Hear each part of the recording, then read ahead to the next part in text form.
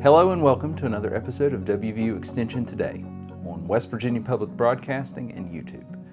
I'm your host, Zach Harold.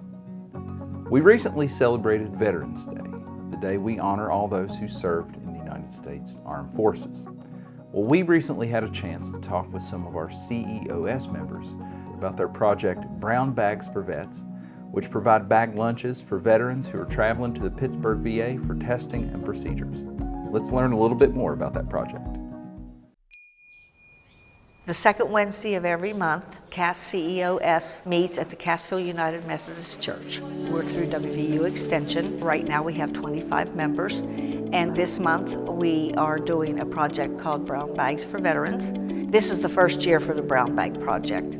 I think the ladies have put together 94 bags, and we will be delivering them to the Westover VA, and they will be getting them to the one in Clarksburg. Our ladies brought the food items and water today and filled all of the bags with the snacks for the veterans to take with them when they go to the Pittsburgh VA for either surgeries or procedures.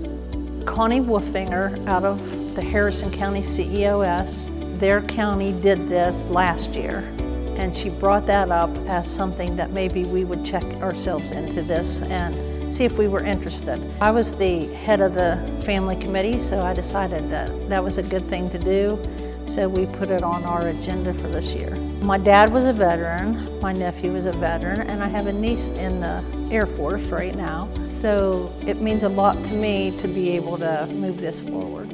I belong to the Mount Union CEOS Club. Our club was fortunate enough to have a donation of 70 bottles of water and 70 food kits. We have already finished doing our bags and delivered them to Clarksburg, and the guy that took those at Clarksburg was so excited, and so the member that took it there, she said it was well worth all of us getting together and doing it because they really appreciated it. I think that this year, especially now, I think the more veteran things we can do, the better off we will be. Every club, no matter what size they've been, they have participated in this. And I think the feedback has been really good, that they've enjoyed it. So I think that, this is one thing that we will continue to do.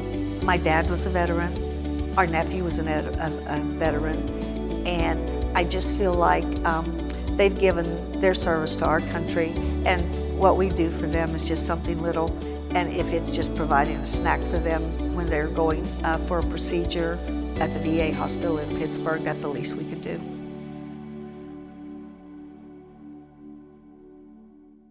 The Veterans in Agriculture Training Program, a cooperative effort between WVU Extension and Operation Welcome Home, is a program that aims to help active duty service members transition into civilian life. The program provides veterans who are interested in agriculture with hands-on experience and classroom learning opportunities. It also serves to create connections between veterans and their local communities. Let's head out to the High Tunnel and learn more. By providing those opportunities for veterans to, build a business, and also there is so much therapeutic benefit of being out, in the dirt. With the extension, it just provides a great opportunity for our veterans to learn those skills that they wouldn't have access to without that relationship.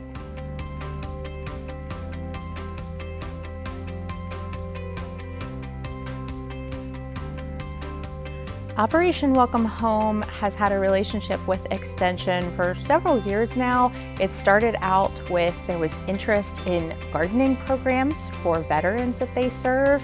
And I knew about that because Dr. Lewis Jett worked with them, and we would talk pretty frequently about his interest in getting people more engaged in high tunnels and talking to veterans about just gardening in high tunnels. And I knew that USDA had an interest in supporting more programs related to supporting veterans, specifically interested in ag. We knew that there was this beautiful high tunnel that we could potentially place in the community. We have it now right next to our extension office, so there is lots of technical assistance and lots of community support.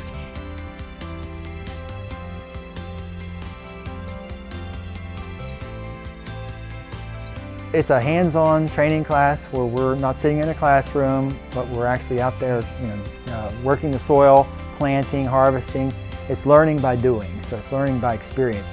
And that's the main way people learn how to farm, is just by experience.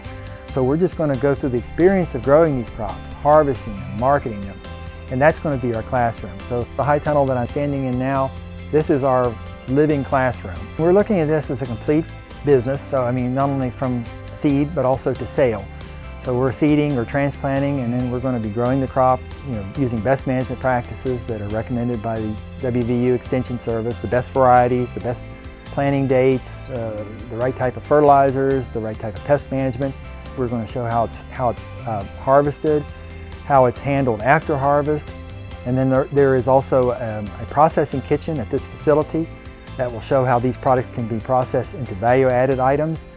But we're also going to be doing pop-up farmers markets and other types of markets to show how these types of food items can be sold. This particular project, at least the funding from USDA, is 3 years. Now, we've talked about additional funding opportunities that we'd like to pursue together, and that way we can continue to build upon the program. And part of that is the poultry piece, which would start in spring of 2023. And then we're also interested in the beekeeping side of things, which again, that would be in the future. We are by no means going to solve all problems, but we can connect them to those organizations or individuals who can, provide that excellent service that they need to, just be their best. I could never figure out what I wanted to do with my life after the military. You spend so many years just focused on your military career. Whenever all of a sudden it's over, you kind of feel lost. First time here, I was sitting down on the ground helping sort out strawberry plants, and I was just smiling and having the best time ever. In that moment, I was like, this is exactly what I need to be doing. This is what I love to do. The first workshop that I attended here, and I saw people's eyes light up, and I saw different veterans talking to people out in the community, that we were all coming together and bonding. It really made me see that this is really something special. Every single person in the workshop has been phenomenal. From the participants to Operation Welcome Home to the extension staff. Even if it's not a topic, you can still ask them, and they're kind and welcoming and answering anything that you need to know. And it's really exciting to engage my brain again and to actually feel like I have value again and something to give back to my community. I have a reason to get up. I look forward to going to these workshops, and now it's pushed me to go to school. Being able to be around other veterans, you could be a veteran, you could just be a normal veteran and not have to worry about anything else around you. You could just relax and just be among friends and family. Just being in that environment again and having that build back up that support system like you had whenever you were in the military, it has caused me to grow and blossom into a completely different person than I was even 6 months ago. Every veteran has a different passion, they have a different goal, and I think that this program can provide an opportunity for veterans to take their passion and make it what they want it to be. November also means the holidays are upon us, with all the joy and madness that brings. Might be good to take a few deep breaths here and there. Well, our own Meadoe Richards is back to walk us through some breathing exercises that will keep us calm through the hectic times to come. I'm Meadoe Richards. I work at the State WVU Extension Office as a program coordinator for materials and resources. And today we're going to be talking about breathing techniques. And when do you use breathing techniques? It could be a stressful time at work, a stressful time during the holidays. Anytime that you are anxious or stressed, you can use breathing techniques. So the first one that we're going to talk about today is the 4-7-8 breathing technique. So this can be used in aid of falling asleep, actually. This one is more of a relaxer. So what you're going to do is you're going to breathe in for 4 counts, and then you're going to hold it for 7 counts.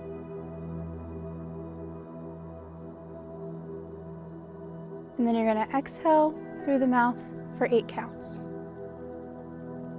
So we're going to repeat those for about 1 to 3 minutes.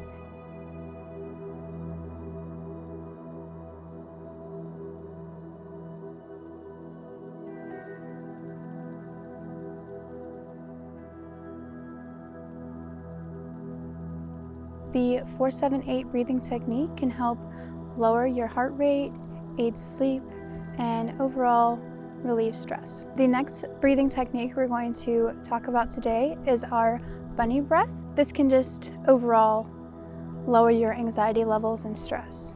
You're going to kind of sniff 3 times, kind of like a bunny. You're going to hold for just about 1 second and then exhale through the mouth.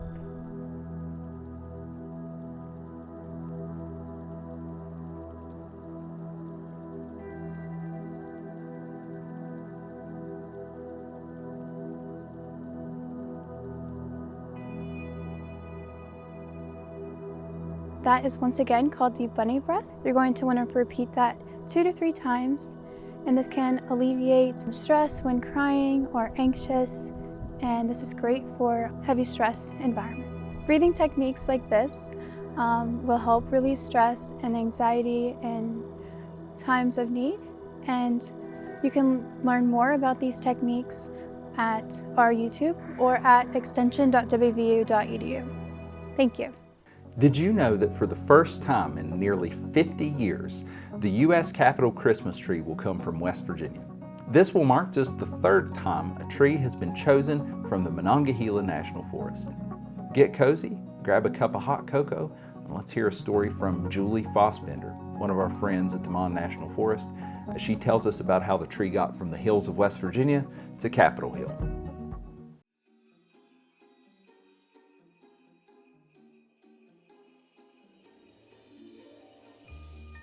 In Monongahela National Forest, a tale to be told, where nature's beauty and secrets unfold. Amidst towering pines, what a beautiful sight, a tale is woven this tranquil night. The Capitol tree, traveling our wonderful state, from Elkins to Harper's Ferry, isn't it great? Now gather round closely and listen up too, for our friend Julie Fossbender has a story for you. Every year since 1970, a different national forest is selected from across the whole country to provide the Capitol Christmas tree that sits on the west lawn of the U.S. Capitol building in Washington, D.C. We provided the first tree in 1970, we provided a tree in 1976, our bicentennial year, and now here in 2023, the Monongahela and the state of West Virginia will provide the Capitol Christmas tree. Right now, our forestry team is busy taking a look through the forest, trying to find the perfect tree. But you know, 60 to 80 feet, pine tree, there's only really certain areas on the forest we're going to hope to get a tree that large. So once the architect of the Capitol selects the tree, and once the beginning of November rolls around, we will have a tree cutting celebration where, you know, the final tree is announced. Then it's kind of tricky to get that tree because you don't want it to just fall down and get tore up on its way down. So the process is that we use 2 large cranes. One crane holds onto the top, one holds onto the bottom. Selected individual or 2 is honored with cutting the tree off. And so then the cranes lower the tree onto a 100-foot-long trailer.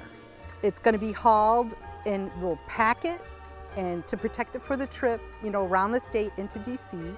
There's a big bladder of water that we keep full so the tree can drink as it's en route and doesn't get all dried up before it gets to DC. Not only do we provide the tree, but we also have to provide 2,000 to 3,000 large, waterproof, shiny ornaments.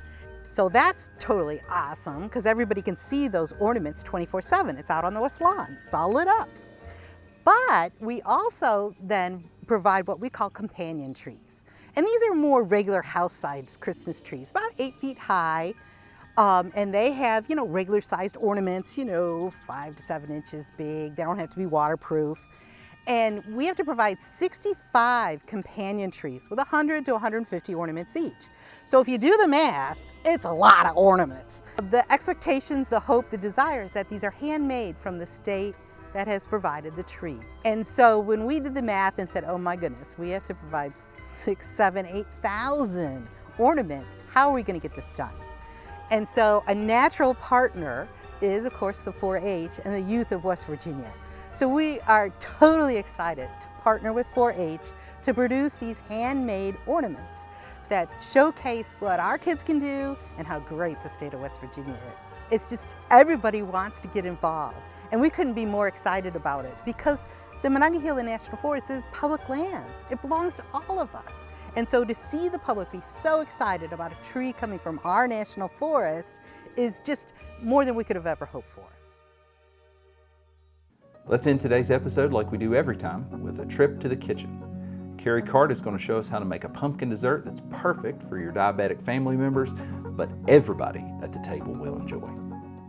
Hi there, I'm Carrie Cart. I work for WVU Extension Service in Kanawha County with the Family and Community Development Unit. And today I'm going to show you how to make a wonderful double layer pumpkin pie dessert. Now this dessert is actually comes from our Dining with Diabetes curriculum. So if you're watching your sugar intake or you've been diagnosed with diabetes or on the borderline of that, this is a great option for you. Now it is double layer, but the first thing we're going to start with is a graham cracker crust. Now sometimes I can find crumbled graham cracker already in the grocery store. I couldn't this time. But it's real simple to make it. You just get plain old graham crackers, and I know from experience, one block, or at least this one block, is at 1.5 cups, which is what we need. I'm gonna smash it up in my hand and on the counter. I did buy disposable pie dishes that I can take them as desserts and not have to worry about it. It will make 2 pies. So that's a nice thing. You can always have one at home and take one for a potluck. Then you're gonna dump the graham crackers in and zip up your bag. Make sure you have a pretty good quality Ziploc bag. And then you're gonna take your rolling pin and beat on it and roll it out. And just keep rolling until it's nice and fine. All right, so you can see I've got that nice and finely rolled out. I'm gonna take it and move it to a bowl. And then I am adding 4 tablespoons of reduced fat butter. Now I melted it because I think it's easier when it's melted, but if it's really soft, that would work as well. And then you're gonna mix the 2 together until you come up with a graham cracker crumb. Now I will tell you that's not a whole lot of butter for the amount of crumbs that you've got here, so you've really got to work it together to get it to stick. Okay, so I've got that nicely mixed. I like to put gloves on when I get into the sticky work or anytime that I'm using a raw meat. I still wash my hands and wash the counter, but it does make cleanup a little easier. So I'm going to put some gloves on here and I'm going to divide it in between 2. You can see I'm gonna have to smush it together with my hands. You're just gonna take your hands and you're gonna keep patting it out until you get a nice bottom layer. It's not gonna be like your traditional. It will move around and flake if you mess with it too much. But if you just pat it down nice and easy, that will work. And then we're gonna just pop those in the oven at 350 for about 5-7 minutes, just enough to get them set. And then we'll go to layer 2. While our crumb layer is baking and then cooling, we're gonna go ahead and work on the next layer, which is a cream layer, if you will. We're gonna start with reduced fat cream cheese. You're gonna use half of a carton of it, or 4 ounces. And I've got it a little bit softened and in my bowl. You're gonna whip this with your beaters until it is very, very smooth.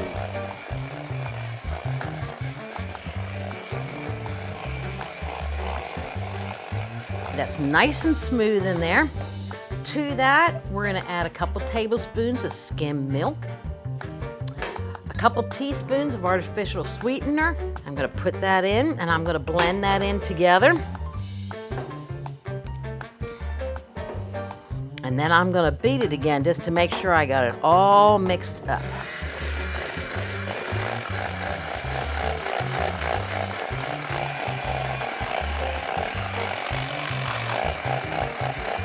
Okay, so that kind of thinned out that cream cheese a little bit. And to that, we're gonna add half a carton, thawed, of reduced calorie or light whipped topping. And then we're gonna fold that in. Okay, remember, you're only gonna use half of this because the recipe is for 2 pies. If you only want to make 1 pie, you could cut the recipe in half. You don't wanna beat it this time. You just wanna fold it in because you want that cream, that light topping to stay nice and light and fluffy. Let's go get our bottom layer and we're ready to put it on. So it is out of the oven, it's pretty cooled down. You can see it has stuck together and it's brown just a little on the edges. And we're gonna very carefully, we're gonna take this middle layer and we're just gonna lightly put it on top of our crumbs. Now you have to be careful because sometimes it'll pick up the crumbs with the cream. So you can see I'm just very delicately moving it along so that it keeps that bottom layer pulled together. Now I'm gonna pop that in the fridge and let that start to chill, and we make the final layer that goes on top, which is the pumpkin. Now the first thing I did was I put my metal bowl in the freezer to get it nice and cold, and I'm gonna pour in 1 cup of skim milk. With having the bowl cold, it makes it whip easier. We are using sugar-free vanilla pudding, okay? So I'm gonna put both of those vanillas in here.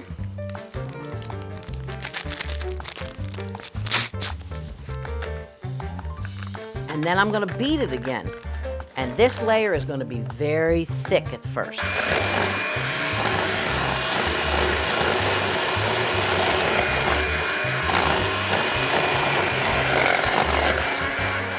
Okay, you can see how thick that is, okay? That's how it's supposed to be, nice and thick. Now to that, we are going to add our pumpkin.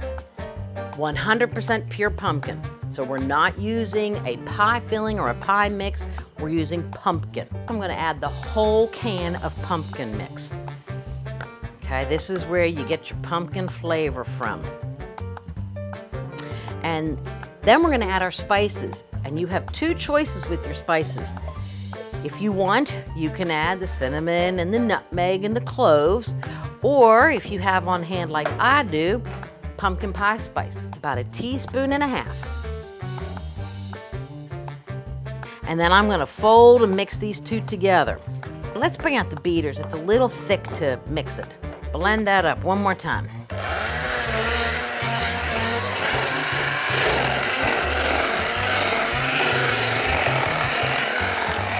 So I blended it and you can see it's still quite thick, but to this we're gonna add our whipped topping.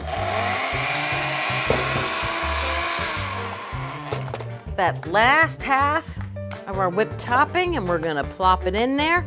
Once again, we're gonna have to fold it in. We don't want that whipped topping to get all deflated. We want it to stay nice and creamy. See how I'm just lightly folding that in, nice and easy. So we pulled our first layers out of the refrigerator. It's set up very nicely. Now we're gonna take that pumpkin layer and we're gonna gently ease it on the top. Once again, you wanna be real careful as you spread it all in. Remember, we are making 2 pies here, so we're gonna very gently, we'll use that for our second pie, just spread it out on the top. And I actually don't mind it if you can leave a white edge around it. I think it makes it look pretty, but you can take it all the way to the edge, either way. And there you go. You have a beautiful double layer pumpkin pie. Now remember, this is very low on sugar. We've used sugar-free items, sugar-free sweeteners, so it's a really good item to make if you've got family who are watching their sugar levels or perhaps have pre-diabetes or been diagnosed with diabetes. And it's also a welcome item at a potluck or the office if you've got people there that are watching the sugar content. But keep in mind, it still has carbs, but it is reduced sugar. I hope you enjoy it. It's one of my family's favorites. Thank you for joining us once again for WVU Extension Today. I'm your host, Zach Harold, and we hope you have a wonderful holiday season. We'll see you right back here next time.